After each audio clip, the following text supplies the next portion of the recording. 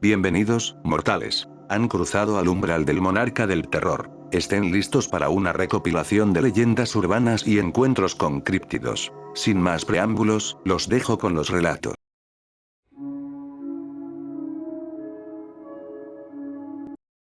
Estoy medio alterado ahora mismo. No estaba en casa cuando esto pasó, pero mi cámara de seguridad con sensor de movimiento captó algo hace como una semana por la noche, a las 2:03 am, marca de tiempo en la esquina. Vivo en el norte de Alabama, una zona bastante rural, pero no completamente en medio de la nada. Revisé las grabaciones cuando regresé ayer de un viaje familiar y vi los archivos de la cámara. Estaban en blanco y negro por la visión nocturna. Mira hacia la izquierda, cerca de los árboles. Dime que esa mierda no es una persona. Pero no parece una persona. Parece un maldito monstruo. Es alto, demasiado delgado, y ese ojo parece que brilla, aunque es difícil de decir por lo borroso. Aquí viene lo que más me inquieta. He escuchado historias sobre el tan blanco de Alabama desde que era niño, pero nunca las creí. Ahora ya no estoy tan seguro. Es julio, pleno verano, y lo que sea eso. No tiene ropa, ni pelaje, solo piel pálida. ¿Podría ser realmente el tan blanco? ¿O algo más? No soy un experto en críptidos ni nada de eso. No soy un esquizo, pero si alguien sabe qué podría ser esto, estoy abierto a sugerencias. He estado revisando el patio desde entonces y no parece haber nada fuera de lo común. No veo huellas ni rastros. Solo esta imagen. ¿Debería llamar a alguien? No sé a quién llamar. Si estás preocupado, consigue el video de la criatura. Es mucho más convincente que una foto, principalmente por las habilidades y dedicación que se necesitan para falsificar uno.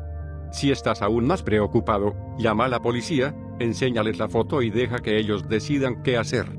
Este es un tablón para todo público, no puedes andar subiendo fotos que parecen un pene blanco gigante aquí. Sube el vídeo en formato web, idiota. No puedo. Es una cámara barata que solo toma imágenes cuando detecta movimiento. Solo tengo esa que salió decente. Y por favor, no seas grosero. Estoy lidiando con muchas cosas ahora mismo. Estoy algo preocupado por esa cosa. Sí, tal vez fue un vagabundo o algo así, pero tengo hijos y gallinas y no quiero que se lastimen. Tengo una vieja pistola de perdigones que tal vez tenga que sacar del ático. ¿Has experimentado algo más dentro del ámbito de lo paranormal? No, en realidad no. Solo esto. Y ese ojo parece que brilla, aunque es difícil de decir por lo borroso, puede que sea la boca, parece demasiado bajo para ser los ojos. Parece un tipo delgado usando una linterna en la cabeza. Se ve distorsionado por el lente de la cámara. Llama a la policía si estás preocupado. Y también consigue una escopeta y aprende a usarla si no sabes cómo. Me tomó un momento subirla, pero tengo este otro fotograma. Parece que se pone en el suelo. Tal vez sea un oso negro. Tenemos de esos por aquí. Perdón, no soy fan de las armas ni de llamar a la policía. Si puedo evitar usar armas o llamar a la policía, lo haré. Como dije, tal vez sea un oso o un vagabundo. Si es un vagabundo, tal vez no regrese, pero si vuelve le pediré que se vaya, tal vez le dé $10. No, si es un oso negro, una pistola de perdigones será más que suficiente. No son como los grizzlies. Solo dispararé un par de veces al aire y se irá corriendo.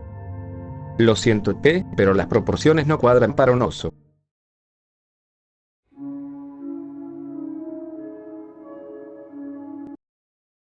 Publica lo más aterrador que hayas visto por ahí. Acampadas, excursiones, casa, lo que sea. Empiezo yo. Acampando con unos amigos, en el norte de Ontario el verano pasado. Muy al norte, literalmente si tienes una barra de señal, ya es suerte. Solo había otro grupo, en todo el campamento donde estábamos. Estuvimos bebiendo toda la noche, alrededor de una fogata, diciendo tonterías. Me puse hasta el culo de borracho, y me fui tambaleando a mi tienda como a la 1 de la mañana. Unas horas después, me despierta un jodido gruñido fuerte justo afuera de mi tienda. Profundo, lento, con un sonido algo húmedo. Pienso que probablemente sea un alce, tal vez un macho en celo. Está cerca, bastante cerca de verdad, justo al lado de la tienda. Aún estoy medio borracho, pero lo suficientemente sobrio para saber que no debo meterme con eso. Me quedo ahí acostado escuchándolo rodear la tienda. No se mueve rápido, solo pasos lentos y gruñidos. Sigue haciendo ese ruido desagradable en la garganta, entre un gemido y un resoplido. Empieza como a golpear el tubo de la tienda, con golpes suaves, tap, tap, tap. No lo suficiente como para sacudirla, pero sí para hacerme saber que está ahí. Eso duró demasiado. Creo que fácilmente pasó una hora, desde que ese puto animal empezó a gruñirme al lado. Yo ya estaba más frustrado que asustado, pero tampoco quería salir y que me pisoteara. Llegado un punto se detiene y hace un gruñido largo, como exagerado, que sonaba antinatural. Como si una persona intentara imitar a un alce, pero no le saliera bien. Y luego, silencio. Un silencio muerto, como si el bosque se hubiera apagado. Después lo escucho alejarse, caminando en dos patas. No como un animal abriéndose paso entre la hierba. Solo un crunch, crunch, crunch, pasos firmes y constantes. A la mañana siguiente, reviso afuera. No hay nada raro alrededor de mi tienda, ni huellas obvias. Solo hay dos jodidas huellas enormes, que se alejan directo hacia el bosque. Definitivamente no eran huellas de alce. Tampoco eran de ninguno de nosotros. Pregunto a los chicos en la mañana, ninguno se despertó ni oyó nada. Aún no tengo ni idea de qué carajos fue eso. Siempre me perdía cuando mis amigos contaban que veían cosas raras en el bosque, pensaba que estaban mintiendo. Ya no sé qué pensar.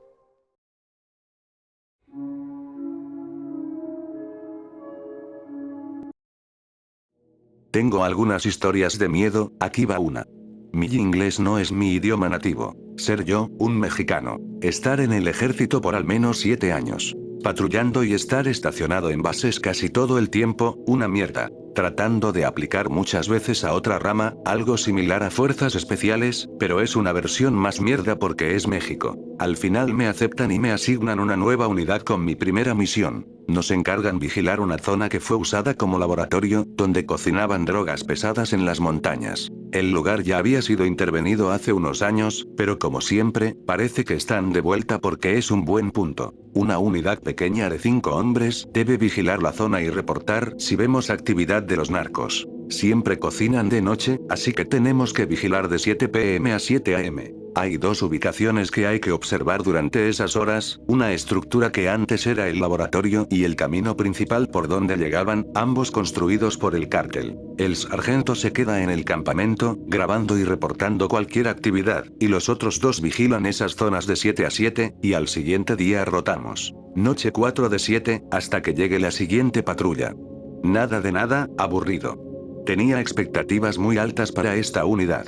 Estoy vigilando la estructura desde una distancia segura, como a las 2 a.m., hacemos chequeos por radio cada hora. El tipo que está vigilando el camino principal, llama por radio y dice que vio algo. Pide cambiar de canal para poder hablar en privado. Pasa un par de minutos y el sargento dice que va a mandar a los otros 2 como refuerzo. Me quedo confundido, le pregunto por qué y si debemos esperar combate. El sargento dice que es protocolo, yo no recuerdo ese protocolo, hasta donde yo sé, solo debemos vigilar y reportar. Como una hora después llega uno de los compañeros, yo sigo vigilando mientras él revisa los alrededores al azar. La noche pasa, no hay nada que reportar. Noche 5 de 7, me quedo en el campamento. Noche 6 de 7, me toca vigilar la estructura otra vez, ya bien tarde, como entre las 3 y 4 de la mañana. El bosque se queda completamente en silencio. Escucho ruidos, susurros y hojas rompiéndose. Siento que algo me está observando. Mejor voy a revisar. Estoy arriba de un árbol en una plataforma que el equipo anterior instaló, y usamos una escalera hecha de cuerda para subir y bajar.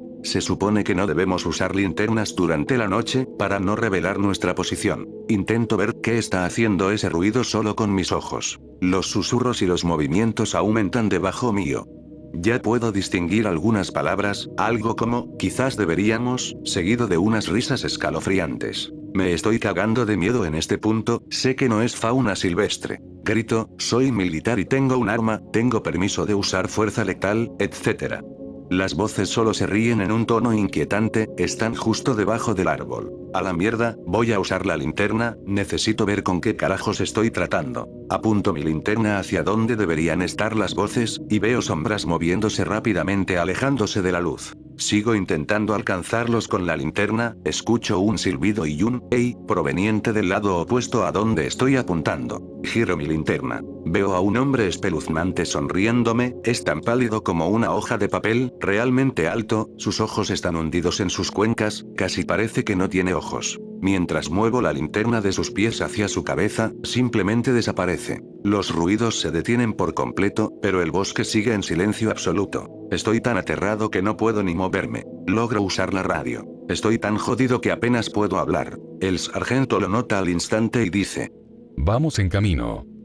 Llegan y me ayudan a bajar al campamento, la vigilancia se cancela. Me siento exhausto, pero no hay manera de que pueda dormir. Nadie pregunta qué vi o qué pasó, solo me dicen que descanse y que pronto nos iremos de ahí. Logro dormir un poco al amanecer. Noche 7 de 7, me quedo en el campamento, la vigilancia se reanuda como si nada hubiera pasado la noche anterior. Al día siguiente llega el otro equipo al campamento, el sargento habla con ellos e intercambian información. Nos vamos de ahí, caminamos varias horas hasta llegar al punto de recogida y nos transportan a la base principal. Los otros tipos solo hablaban de cosas normales, como yo era nuevo, tenía miedo y dudaba en preguntar sobre el incidente. 6 meses después, conozco a 2 tipos de la misma unidad, ellos no estuvieron en esa operación de vigilancia.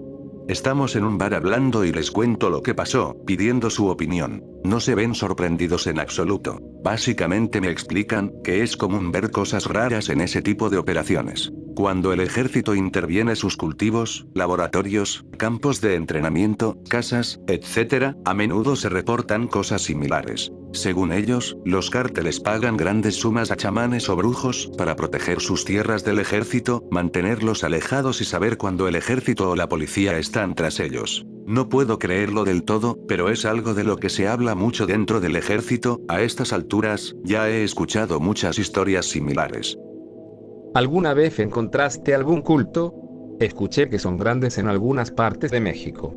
Sí, existen aquí de muchas formas, la mayoría son solo sectas o cultos religiosos, pero también hay cultistas en los cárteles. Aunque su actividad ha disminuido, he escuchado historias horribles. El contacto más cercano que tuve con un culto maligno fue después de un operativo en una casa de seguridad que estaban usando. Solo estábamos ahí vigilando el lugar antes de que llegara la forense, había un olor horrible en toda la casa. Un compañero me dice: Ven a ver esto, Anon. Una habitación llena de huesos humanos, restos de animales y cosas que no pude identificar. Todo estaba colocado alrededor de una gran olla, había restos humanos frescos, aparentemente estaban retirando los huesos de un cadáver reciente. Después descubrí que era una práctica vudú religiosa llamada Palo Mayombe.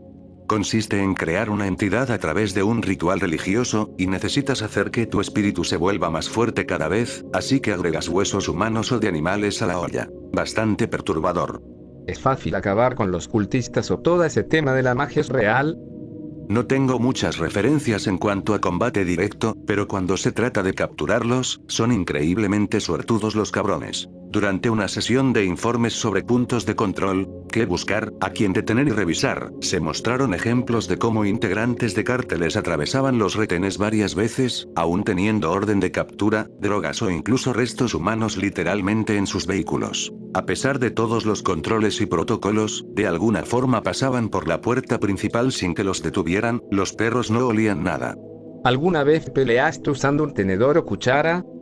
No, nunca lo he hecho, aunque algunos usan algún tipo de objeto bendito o tótem, si a eso te refieres. Aquí va otra historia. Estoy patrullando cerca de una playa vigilando a los turistas. Incluso el cártel respeta a los turistas que compran sus drogas, así que todo está calmado y relajado, podemos hasta descansar un rato. Recibimos una llamada, un oficial militar con un vehículo oficial no se ha reportado, no responde y está retrasado. Se despliega una gran búsqueda por la zona donde fue visto y los alrededores, es difícil porque hay muchos caminos. Recibimos una llamada informándonos que fue encontrado por un local y reportado a la policía, pero aún así nos cuesta llegar al lugar exacto, toda el área es un laberinto. El oficial militar estaba inconsciente sobre el volante, un taxista escuchó el claxon y fue a revisar. La escena era muy sospechosa, no hubo tiroteo, ni signos de combate, y el vehículo no estaba chocado, solo estacionado ahí, además tardaron más de 2 horas en encontrarlo. El taxista se veía extraño, sospechamos que el oficial fue drogado, envenenado o algo así.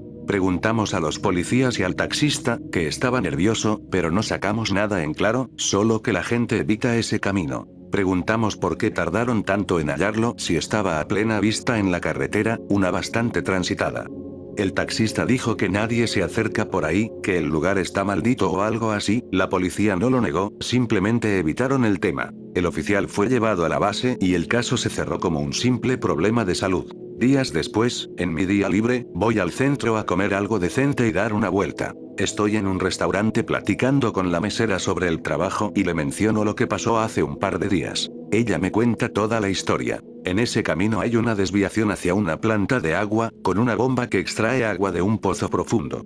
Según la leyenda, alguien era dueño de ese terreno y construyó la planta, pero de alguna forma el propietario hizo un pacto con un demonio o el diablo.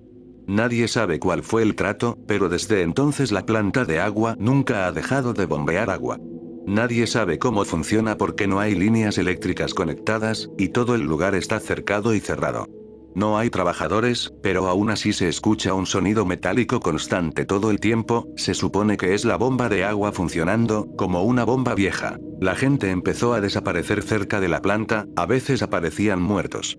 Ella mencionó que lo que sea que está en esa planta le gusta meterse con la gente. Muchos locales y turistas que han pasado cerca de la planta o de esa carretera han sido atacados y después presentan algún tipo de discapacidad física o mental, personas perfectamente sanas que terminan con parálisis de piernas o extremidades, o con problemas mentales permanentes. En este punto, estoy realmente interesado en la historia y quiero saber más. Vuelvo a la base e intento obtener información sobre el oficial militar y su estado. Resulta que está siendo trasladado a la capital para un examen médico más completo. Está vivo pero con parálisis facial, supuestamente por un golpe en la cabeza, y necesitará terapia. No hay forma de que esto sea coincidencia. Le cuento todo a un amigo y acordamos revisar el lugar. 2 semanas después usamos nuestro día libre. Vamos al camino y a la supuesta planta de agua durante el día. Estamos en ese mismo camino y todo queda en silencio, un silencio antinatural. La selva siempre está llena de ruidos, pero ahí no. La sensación es extraña, pero decidimos continuar. Encontramos un camino de tierra que se adentra en la jungla. Debe ser ahí, caminamos unos metros. Todo sigue en silencio. Empezamos a escuchar un chirrido metálico constante, como maquinaria vieja. Oh mierda, caminamos un poco más y vemos una cerca y una estructura. El ruido es más fuerte ahora. Solo miramos a distancia, parece vieja, sin líneas de electricidad y sin señales de que alguien haya estado ahí en mucho tiempo. La selva suele tragarse todo en cuestión de días, pero ese lugar parece intocado, como si nada pudiera invadirlo. Estamos mirando alrededor e intentando asomarnos un poco. El sonido metálico se detiene por completo. Mi compañero y yo nos quedamos callados. Nos miramos, y sentimos una sensación de temor absoluto que nos invade. Salimos de ahí tan rápido como pudimos. No vimos nada, pero de alguna manera sentimos que teníamos que salir de ahí para salvar nuestras vidas. Regresamos a la base, básicamente desperdiciando nuestro día libre. Investigamos un poco más sobre la planta de agua y los encuentros de cosas raras, como que una sola compañía de agua es dueña de esa planta, y el dueño debería tener más de 80 años. Nunca me atreví a volver a ese lugar. Otro relato más, por si alguien está interesado. 2017, un gran terremoto golpea el país. Varios edificios colapsaron, unos completamente, otros parcialmente. Hay personas atrapadas bajo los escombros. Nos despliegan para labores de rescate. Desde el inicio, la población se vuelca para ayudar, tratando de rescatar a la gente atrapada. Aunque eso suena positivo, en realidad fue peligroso. Personas sin conocimientos moviendo escombros, terminaban provocando que edificios se derrumbaran o que las personas atrapadas murieran aplastadas. Llegado el segundo día de operaciones de búsqueda y rescate, traen maquinaria pesada, ya que hay toneladas de escombros que retirar, y en algún momento, se utilizará para limpiar todos los edificios derrumbados hasta que se hayan agotado todas las posibilidades de rescatar a las personas. Pero la gente no confía en el gobierno, creen que vamos a usar las máquinas con las personas atrapadas debajo, y la situación escala. Algunos intentan rebelarse, atacan a soldados, no escuchan razones. Si los dejábamos pasar, podían provocar más derrumbes o tapar el ruido que usamos para oír señales de vida. Esta gente es jodidamente estúpida. Entonces la veo. Una anciana dentro de la zona restringida, cerca de un edificio parcialmente colapsado. Se ve desorientada y confundida, pero también triste, preocupada. Pienso que tal vez tiene familiares atrapados allí. Me acerco con cuidado, le digo amablemente que no puede estar ahí, que corre peligro. Probablemente entró durante los disturbios, cuando la gente trataba de forzar su entrada. La tomo del hombro para guiarla hacia afuera y algo me golpea por dentro. Una sensación de tristeza profunda, de pérdida y desesperación, la cual me invade de golpe. Sin darme cuenta, empiezo a llorar un poco. Pienso que es por toda la situación emocional. Ella no dice nada. Caminamos hasta sacarla de la zona restringida. Pregunto si hay alguien que pueda cuidarla, pero la mujer simplemente se aleja hacia la multitud. Días después, los rescatistas encuentran el cuerpo de una anciana en el mismo edificio parcialmente colapsado, donde la vi hace unos días. Murió intentando proteger a su pequeño nieto, ambos fueron aplastados. Muchos de los cuerpos recuperados eran así. Cuando sacan el cuerpo y limpian el polvo, veo su rostro. Era la misma anciana a la que había acompañado afuera. Me sentí como una mierda por haberla sacado del área. Una historia corta, no relacionada con la milicia. Ser yo, todavía vivo con mis padres. Llego a casa tarde por la noche, no recuerdo a dónde fui, pero estaba cansado. No veo a nadie despierto, ni mamá, ni papá, ni mi hermana. Mi hermana tiene unos 17 o 18 años, suele salir bastante seguido. Estoy demasiado cansado para ver la tele o internet, me voy a dormir. Alrededor de las 2 o 3 de la mañana, me despierta mi mamá, está llorando. No solo está llorando, suena terrible, como si hubiera recibido malas noticias. La única vez que la escuché así fue cuando murió mi abuelo. No sé cómo explicarlo, pero algo en su tono me hizo preocuparme de inmediato. No solo llora, también dice: No, esto no puede ser. Inmediatamente pienso en mi hermana, recuerda que esto es México, podría haber sido secuestrada o algo peor. No hay otro familiar vivo por el que ella debería reaccionar así. Salto de la cama y voy al cuarto de mamá. Ella está dormida, le pregunto qué pasó y no entiende nada. Voy a revisar a mi hermana, está dormida, enciendo la luz y me dice que la deje en paz. ¿Qué carajos? Juro que escuché a mamá todavía mientras bajaba las escaleras. Les explico lo que escuché y me dicen que probablemente fue un sueño. Supongo que fue eso, pero no estoy muy seguro, regreso a dormir. 15 a 20 minutos después, tratando de dormir, escucho una risa que pronto se convierte en una carcajada fuerte. Quien sea o lo que sea que se ríe, suena como alguien grande. Además, suena antinatural, como una voz mecánica, un altavoz o algo reproduciendo ese sonido. Escucho a mi hermana llamándome. Bajo las escaleras, mamá y mi hermana también lo escucharon, papá está de viaje. Nos quedamos despiertos toda la noche preguntándonos qué demonios fue eso. Vivimos en un área urbana, los vecinos están cerca. Al día siguiente preguntamos a los vecinos, pero no escucharon ni sabían nada.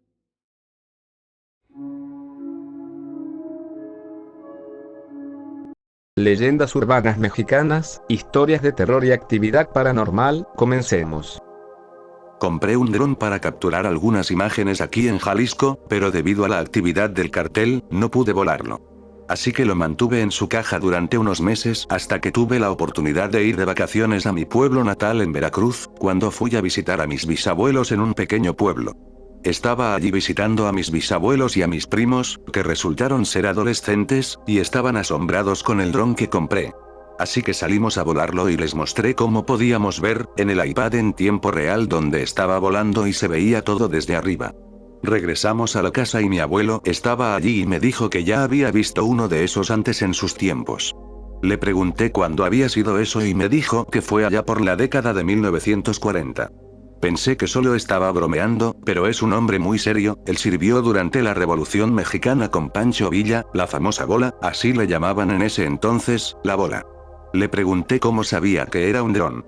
Dijo que él y sus hermanos solían arrear vacas en esa época, y en ese entonces era legal portar armas, escopetas y todo lo necesario para proteger tu ganado de ladrones o lobos. Así que estaban afuera cuidando el rebaño, y vieron algo extraño sobre ellos que hacía un zumbido muy fuerte, así que pensaron que era algún tipo de ave rara y empezaron a dispararle, él y sus hermanos. Cuando el dron vio que le estaban disparando, el dron comenzó a devolver el fuego. Obviamente, ellos no sabían que era un dron, pensaban que era un ave extraña. Todos corrieron, y como tenían caballos, le tomó un tiempo al dron alcanzar a alguno de ellos. Mi bisabuelo dijo que se escondió detrás de un árbol y apuntó hacia el dron y de alguna manera lo alcanzó. El dron cayó, y él y sus hermanos fueron a ver el ave.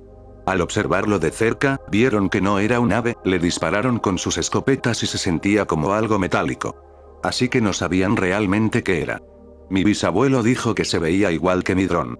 Como estaban en la sierra, vieron en la montaña a unas personas vestidas con trajes extraños que venían bajando. Mi bisabuelo y sus hermanos estaban muy asustados.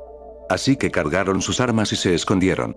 Cuando esas personas llegaron, recogieron el dron y alguien que hablaba español les pidió que salieran. Mi bisabuelo dice que les dijeron que si alguna vez veían una de esas cosas, que no les dispararan, abrieron un maletín y les dieron una muy buena cantidad de dinero a cada uno para comprar tierras y algunos incluso compraron caballos y más ganado. Esas personas extrañas vestidas con trajes raros, simplemente les dijeron que no hablaran del incidente con nadie. Mi bisabuelo dijo que así fue como construyó la casa con ese dinero. Buena lectura, gracias por compartirla, Anon. Seres extraños. Mi papá solía servir en el ejército y se retiró temprano. Le encantaba enfrentarse en su época contra las guerrillas como el Ejército Zapatista de Liberación Nacional y el Cártel de Sinaloa. Se retiró temprano y buscaba algo que hacer. Así que solicitó trabajo como guardia de seguridad para una corporación minera. Cuando los ejecutivos vieron su currículum, consideraron que sería perfecto para ser jefe de seguridad en una mina en Sinaloa. Se le dieron instrucciones especiales de no dejar que los cárteles robaran ninguno de los minerales que estaban extrayendo y, si era necesario, podía usar fuerza letal, ya que estaría a cargo de otras 6 personas las 24 horas del día. A mi papá le encanta la aventura, y tenía la experiencia de cómo sobrevivir en la sierra o la selva y manejar diferentes tipos de armas. Así que llegó a la mina en Sinaloa, y durante todo el día había explosiones de TNT, y la gente solo sacaba toda la grava y el residuo de la mina. Por la noche solo era patrullar para que nadie dañara la maquinaria o intentara merodear dentro de la mina, así que era bastante tranquilo. Después de unos días, vio que todo estaba bastante tranquilo y calmado, así que fue a la cantina local. Allí conoció al jefe del cártel de esa zona. El jefe del cártel era un buen tipo y, después de unas cervezas, le preguntó a mi papá qué exactamente estaban extrayendo de la mina. Mi papá le respondió que no sabía, que tal vez la compañía minera no había encontrado el mineral que buscaban ya que solo estaban extrayendo y sacando grava. El jefe del cártel solo se rió y le dijo a mi papá que la compañía minera había estado haciendo eso por más de un año. El jefe del cártel entonces le dijo que a ellos no les interesaba realmente ningún mineral de la mina, ya que su negocio principal era el cultivo de ciertas plantas, no los minerales. Desde entonces, se hicieron amigos y se encontraban de vez en cuando en la cantina. Hasta que un día, una explosión de TNT colapsó la mitad de la montaña, lo que dejó una gran entrada visible. Enviaron a la gente a sus casas y los guardias se quedaron vigilando de noche. Durante la noche, los guardias vieron como unos seres extraños, que parecían iguanas con cola, pero que caminaban en 2 pies, con ojos brillantes en la oscuridad, aparecieron. Eran fácilmente como 10 de esos seres, y todos los guardias sacaron sus armas. Mi papá le dijo a uno de los guardias que fuera por el jefe del cártel con sus hombres para que ayudaran en caso de que las cosas se pusieran feas. Cuando el jefe del cártel llegó con sus hombres, todos estaban armados, y todos vieron a esas criaturas con aspecto de iguanas caminando alrededor. El jefe del cártel le preguntó a mi papá si había informado de esto a la compañía minera, a lo que mi papá respondió que no. Entonces, el jefe del cártel le dijo a mi papá que no informara a la compañía minera, ya que eso era lo que probablemente estaban buscando realmente. El jefe del cártel dijo que no quería a militares ni a la policía del gobierno federal en su zona, y que informara que el cártel se había apoderado de la mina. Mi papá le dijo a los ejecutivos que el cártel había llegado y tomado la mina y que todos los trabajadores se habían ido asustados. Los ejecutivos le dijeron a mi papá que no se preocupara, que fuera a la sede y firmara su renuncia, y que se le pagaría justamente su finiquito. Mi papá dice que esa área todavía está bien protegida por el cártel de Sinaloa, pero no está seguro si es por los seres extraños o si todavía cultivan esas plantas, ya que el cártel de Jalisco Nueva Generación está intentando tomar el control. El eclipse del milenio, 11 de julio de 1991. Durante el eclipse solar total sobre la Ciudad de México, apodado el eclipse del milenio, cientos de miles a millones de personas miraron al cielo con asombro. En medio de este espectáculo, Muchos informaron haber visto algo mucho más extraño que el fenómeno habitual de un eclipse, un objeto metálico con forma de disco que flotaba cerca del sol eclipsado durante unos 30 minutos. El objeto parecía reflectante, giraba lentamente y fue capturado en video desde múltiples puntos de la ciudad. El periodista Jaime Maussan transmitió el metraje de Arreguín en el popular noticiero 60 Minutos, lo que provocó una ola de respuestas de los televidentes.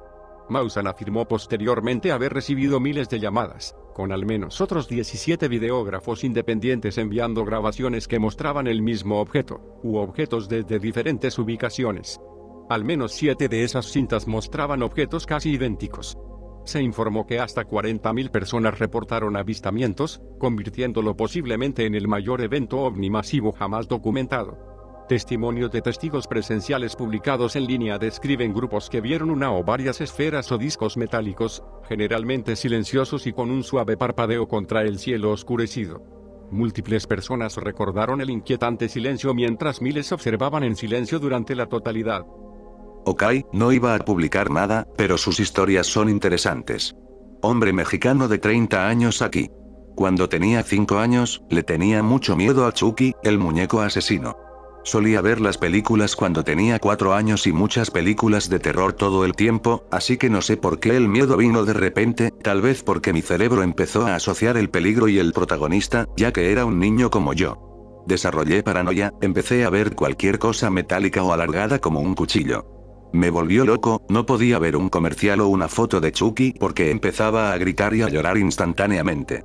Sentía miedo todo el tiempo, todos los días, incluso en la escuela. Se puso tan mal que tenía miedo desde que despertaba hasta que dormía. Hasta que un día finalmente pasó. Una noche estaba más asustado de lo normal, me fui a dormir pero no pude porque tenía mucho miedo, entonces mis padres y yo, dormíamos juntos porque éramos pobres, aunque teníamos 2 camas, escuchamos una voz que venía del borde de nuestra cama, era un tipo de idioma demoníaco muy extraño que nunca había escuchado antes. Empecé a entrar en pánico y a gritar, luego todos sentimos como nuestras sábanas eran jaladas hacia abajo. Literalmente jaladas, no por el viento, sino alguien que las agarraba y las jalaba. Me cagué del susto. Mi papá se levantó maldiciendo al muñeco y agarró algo del suelo donde pasó eso y lo sacó afuera, y luego mis familiares, ellos vivían con nosotros porque éramos pobres, también se levantaron y estaban discutiendo sobre algo afuera. Recuerdo a mi abuela hirviendo agua en una olla grande mientras mi papá y 2 familiares hablaban en el patio. No me permitieron ir a verlos.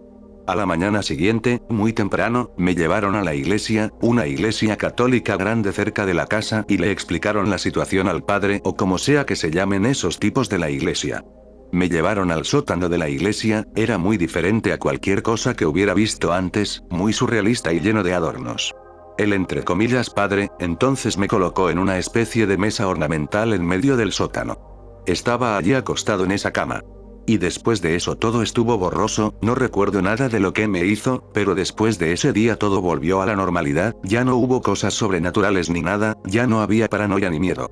Claro, todavía tenía miedo del muñeco, pero con el paso de los años se me fue quitando. Quién sabe qué fue lo que pasó esa noche, y por qué se manifestó, va más allá de mí, pero ya no importa. Otra historia. Fui a ver Los Vengadores Endgame con una amiga, y salimos del cine a la 1 de la mañana, porque fuimos bastante tarde.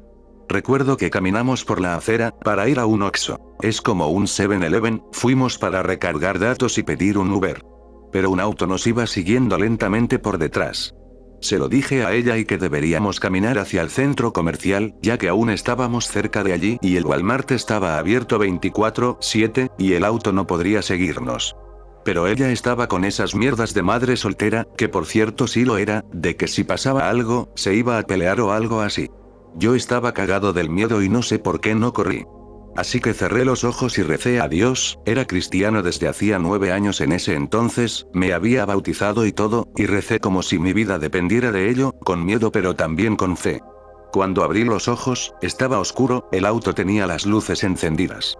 Luego me di la vuelta y el auto había desaparecido, ten en cuenta que era una calle de un solo sentido y había una vía de tren que tendrían que cruzar si querían dar la vuelta, y eso habría hecho ruido. Le pregunté a mi amiga y me dijo que no escuchó nada, yo tampoco escuché nada, el sonido del motor simplemente dejó de existir. No hace falta decir que nunca volví a salir con ella. Y esa es mi historia. Me volví ateo en 2020 por estar enojado con Dios, porque mi vida era una mierda y estaba solo por más de 10 años. Pero eso cambió el año pasado. No voy a decir qué pasó. Pero ahora soy un creyente total, creo en todo ahora, y no solo en Dios y el diablo, y que la vida no es blanco y negro, sino que hay todos los colores, la vida no es un 1 y 0, sino que hay 2 y 3, y cientos y miles. Empecé a practicar brujería el año pasado, e incluso hoy lo hago, o más bien lo hacía porque pagué a un brujo de verdad para hacerlo. Pero lo estoy haciendo para arreglar cosas que yo no rompí, sino alguien más que ya no me molestará otra vez. Dios trabaja de maneras misteriosas, especialmente cuando hace que alguien recupere la fe. Solo diré esto. Si notas que alguien de repente está enojado o te odia de la nada y sin razón, es probable que alguien haya maldecido a esa persona para que lo haga. Cuídense, vivan vidas de bajo perfil, hagan sus redes sociales invisibles y privadas, nunca sabes quién quiere arruinarte la vida solo porque sí, y maldecir a alguien es facilísimo, puede pasar con familia, amigos, parejas, etc. Pueden maldecirte para que no consigas trabajo o dinero, hay muchísimos tipos de hechizos y brujería. Y recuerda lo más importante. No puedes luchar contra el fuego con chispas. Tienes que luchar contra el fuego con fuego. Cuando tenía 6 años, mi papá me contó sobre sus encuentros con fantasmas y demonios, cuando creció en Acatic, Jalisco. Una tarde, cuando él tenía 5 años, iba de regreso a casa desde la iglesia local. Mientras caminaba hacia su casa, vio a un burro de color gris oscuro con una melena completamente negra. Pero lo más extraño eran sus ojos, brillaban de un rojo intenso. El burro caminaba lentamente hacia él. Mi papá estaba tan asustado que temblaba intensamente y no podía moverse. El hocico del burro estaba muy cerca de su rostro, y entonces habló con una voz profunda y demoníaca: niño tonto, pronto presenciarás el verdadero horror, el dolor y la desesperación en tu vida. No puedes escapar del dominio de la oscuridad. Mi padre cerró los ojos con fuerza, pero cuando los abrió, el burro había desaparecido. Dijo que fue la experiencia más aterradora que había tenido. También me contó que su casa estaba construida sobre un campo de batalla de la Revolución Mexicana. Allí experimentó mucha actividad paranormal, como voces distorsionadas de dolor y agonía, sonidos lejanos de disparos, pasos marchando y objetos flotando misteriosamente en el aire. Mi madre también experimentó actividad paranormal cuando era niña. La casa donde creció estaba embrujada. Ella me contó que escuchaba voces desincorporadas, veía objetos flotando, e incluso dijo que uno de sus hermanos estaba inquieto una noche, y a la mañana siguiente lo encontraron durmiendo en el sofá. Él contó que sintió como si alguien lo guiara por la casa, como si un brazo lo rodeara por la espalda. Pero no había nadie allí.